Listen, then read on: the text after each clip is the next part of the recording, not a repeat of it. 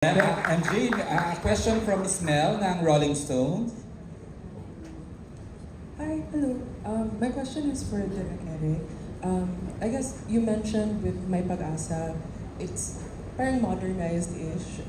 So I was just wondering what do you hope audiences today get from your rendition of Andres Bonifacio's story? More than just the exciting parts of Bonifacio's story that we always see in a lot of the biopics that's been done of Bonifacio. This one focuses totally on Bonifacio himself. Why did he fail as a hero? It discusses the social class because he couldn't find a way in to all the academics and all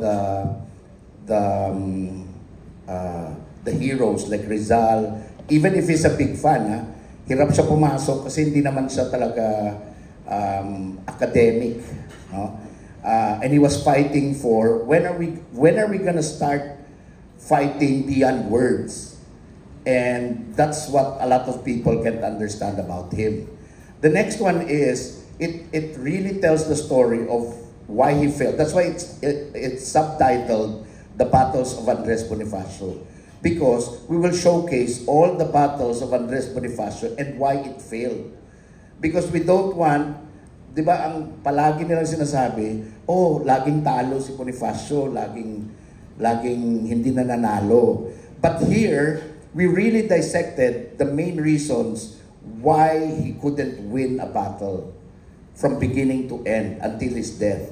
It's because may resistance din sa fellow Filipinos. So the main enemy in the story is really how hard it is to unify the Filipinos together and have the same parang adhikain, the same goals. Everyone has their own agenda, and which makes it difficult for Bonifacio to rise above it. Siyempre, given na lagi ang sinasabi lang, mainitin ang ulo niya, but it goes beyond that. Hindi naman siya reckless lang eh. Hindi siya reckless. He appears to be reckless primarily because he's frustrated with what's happening around them.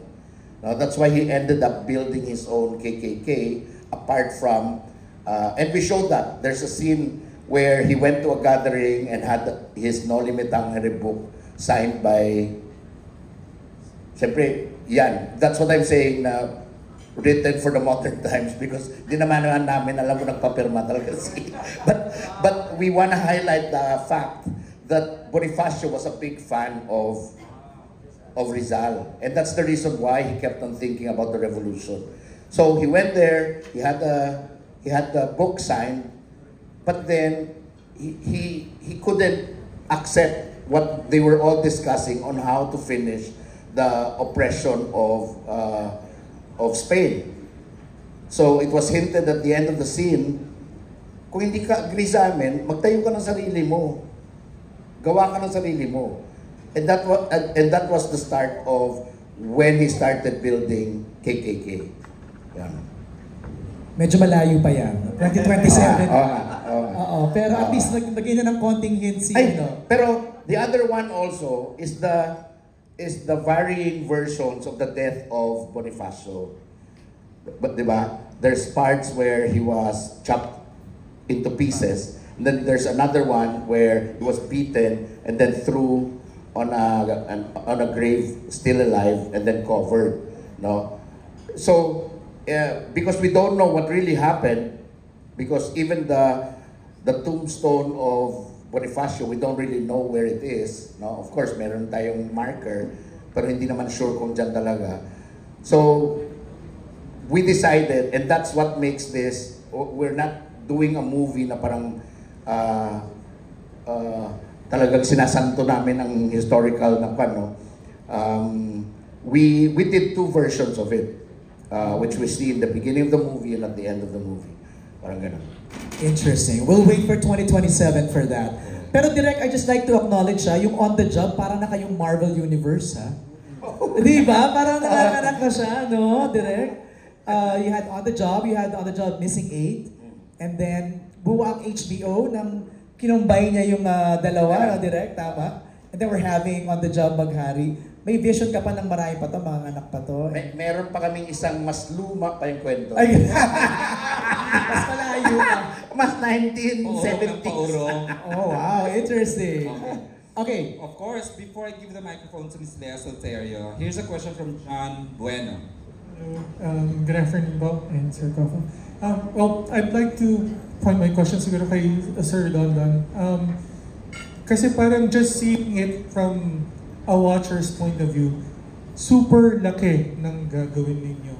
And it's still 2025, knowing that it's gonna be on 2027, parang ang dami nyong gagawin. Parang kahit ako nalulula. Can you...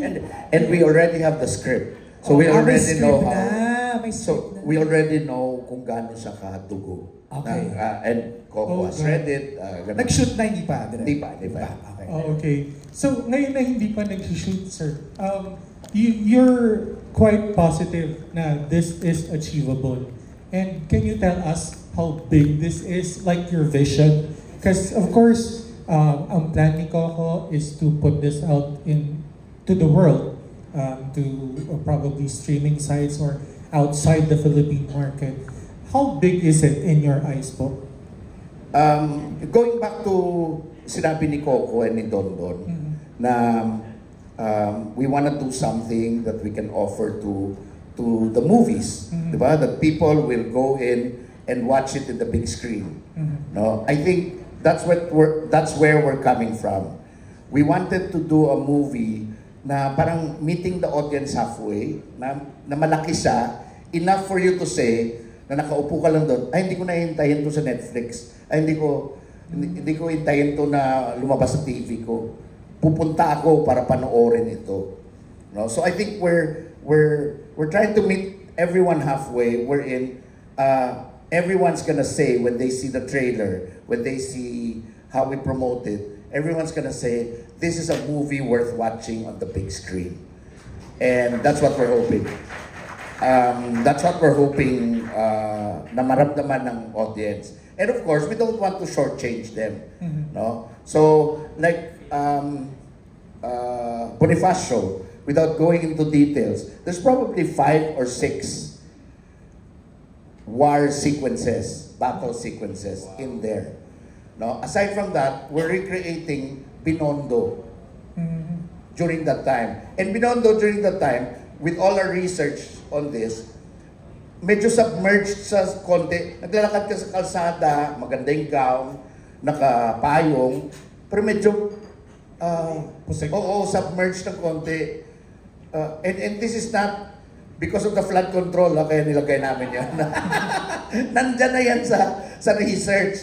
Di ba? So, in order for us to do that, we need to build a Binondo setting, a Manila, a generic Manila, small town, where most of the big scenes happen. No? Of course, if you look at, aside from the central area, the rest naman, aside from Cavite, where he ends up talking to Aguinaldo, the rest naman, mga San Juan na El Deposito, na away. We already talked to Mayor Zamora to allow us access to the reservoir that is now turned into a museum. No? So that's how big we're looking at it. Medyo malaki siya. And of course, we're looking at it from an accessible popcorn entertainment. We don't want to lecture our audience about how well we researched the details of the story. We feel that the story of Bonifacio sobrang ganda as a character na parang kahit kalimutan mong totoong tao pala siya, you will go with the story because the story is so compelling. Right. Yeah. Let's go to the POV of the producer. Yeah, Okay, so, Don. I mean, sa amin naman ngayon nakita ko talaga, what Coco said kanina about yung isa sa mga mission namin, no, is to bring out talaga Filipino talent abroad. No? So, kasi yun on the job talaga, it's a franchise that has a global following na. Diba? Siyempre, what more pag nagdagdag tayo ng isang bida katulad ni Coco Martin Yes. for the franchise at we can bring that talent out to the world for people to see. Diba? I mean, we were successful naman with Missing 8. Nanalo tayo sa Venice sa Best Actor, First Asian, diba? Actor doon, diba? So, si Coco, hindi mo na magaling talaga na actor to. Diba? Na dapat i-showcase talaga sa international, yung kanyang talent, diba? Then again, syempre, diba, ngayon, siguro mission namin tatlo talaga is to produce really a good quality film that's up to par with our neighbors. Kasi dati, di ba, parang andun tayo, ahead tayo eh. Di ba, for some unknown reason, biglang umatras tayo sa level na sa taas tayo, bumaba. So right now, syempre, gusto namin na may angat ulit yan. So ito yung ambag namin again, na para pakita sa mga neighbors natin na yes, a Filipino talent like us can do our contribution para may angat ang talent ng Filipinos sa ibang bansa. So yun ang challenge. Siyempre, we know the budget is big because we want to produce a good quality film for both projects. But then again, to attract more audience to see the Filipino talent. Yun ang pinaka-crucial. And in addition, going back to your question, is it scary to do something this ambitious? Yes. Coco is doing something so ambitious on TV. Yes. Diba? His action sequences are no longer looking like TV stuff. Yes. Oo, kasi lalaki ng mga kwan. I've been doing a series for 3 years now na hindi pa lumalabas.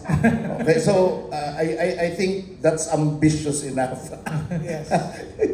Alright. And also, John, I think Coco's name is very much familiar in the festival markets di ba, worldwide. Remember, nakailang festival si Coco noon, right? So, isa yun sa big thing din na... And his most memorable is Kinatay, which won for the Brillante Best Director in Cannes. And he spearheaded the cast of that. Exactly. And does this mean free si Coco during these schedule mo years? daw, para daw yung schedule mo. And also, sir, sino pang gusto niyong makasama sa projects na to? Actually, yung schedule, sabi ko nga, basta ginusto ko kahit anong bagay, sabi ko, ginagawa ko talaga. Kasi ayoko magkaroon ng hadlang eh. Ayoko magkaroon ng mga parang, naku, baka pagod ka na, baka sobrang... Gusto ko kasi lahat ng bagay pag naisip ko gagawin kong posible. Napaka-positive ko kasi Kaya sa totoo lang, kahit sa production ko, sa team ng Batang Quiapo, pinaka-hate na hate ko yung taong tamad at mahina ang loob. Pag sinabi natin mangyayari yan, dapat mangyari yan. Wow. Dapat ganun ka-positive.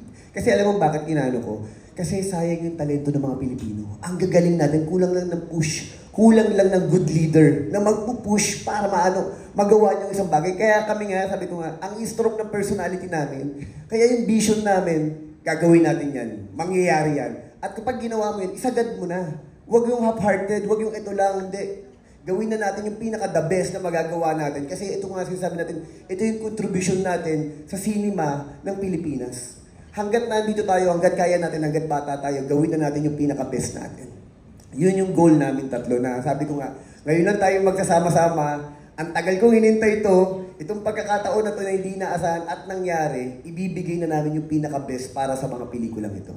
No, ako, John, sinabi ni John na medyo parang nalulunod po kami doon sa napanood namin na 5-minute teaser. I mean, yung bigness ninyong tatlo na magkakasama ngayon. Kaya siguro natanong niya yung question na yun. But thanks, John, for answering. Do you have any more follow-up questions? You're good? Probably the artist that he wants to... Meron ka na, baka di ba pwedeng i-spoil yun, no? Secret pa yata. Kahit sa meeting namin kahapon, sinikret pa sa akin ni Kuya. Actually, kami, honestly, mali na lang naman to. Sabi ko nga ganun. Sinusubukan na namin mag-casting. Kasi pag bumubuo ka ng kwento, ng creative eh. Pero sabi ko nga, casting pa lang. Sabi ko nga, kasi di ba pag tayo, honestly, bilang tao, pag manonood tayo ng pelikula, minsan di pa natin alam yung kwento eh. Pero sa casting pa lang dapat nagkakaroon ka na ng interest. Nagkakaroon ka na ng dahilan para manood ng sine or magbayad. Kaya sinisigurado namin, sa casting pa lang to, ito yung casting na alam mo na hindi mo pa napapanood o hindi mo inaakala na magsasama-sama. Kasi sabi ko, dapat itong event, yung experience na dadali ng pelikula, ng bawat pelikula, at yung bawat cast doon sa mga tao na manonood nito, yung first time nila na hindi namin ito nakikita sa TV. At hindi namin nakalain na magsasama-sama itong mga taon to para gumawa ng isang matino at magandang pelikula.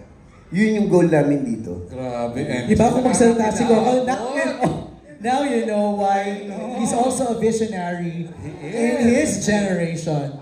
Diba? Wow. Meron talaga siyang gusto eh. And alam niya how it will work and what will work. Like, sample, sorry like kunyari kung papansinin natin, like sa probinsyano, sa Batang Quiapo, di ba yung ako, kasi fan ako honestly, ng mga veteran actors, ng mga artista. Alam mo yung pinapangarap lang na mapanood mo sila na sabi ko nga minsan pag nag-ano ako, para yung boxing Sino yung magmamatch? Sino yung magtatapatan doon sa eksena? Nangangarap kita, tapos ako minsan pag nagdadirect, ang gagaling nila. Yung gano'n di ba yun na-amaze ka na-ano ka sa talento ng Pilipino Kaya sabi ko nga dito, first time makikita mo na hindi mo pa napapanood at hindi mo inaakala na magsasama-sama. As a fresh combination, Fresh combination. Kasi para yung iba rin, iba yung hain natin ngayon sa mga manonood. Casting pa lang, interesado ka na dahil alam mo na hindi mo siya basta-basta mapapanood. Takot na ako, baka ma-reveal na. Just kidding, kuya. Baka nila si Coco di ba? This is literally ambitious, no? Big project. Achievable, di ba, MJ?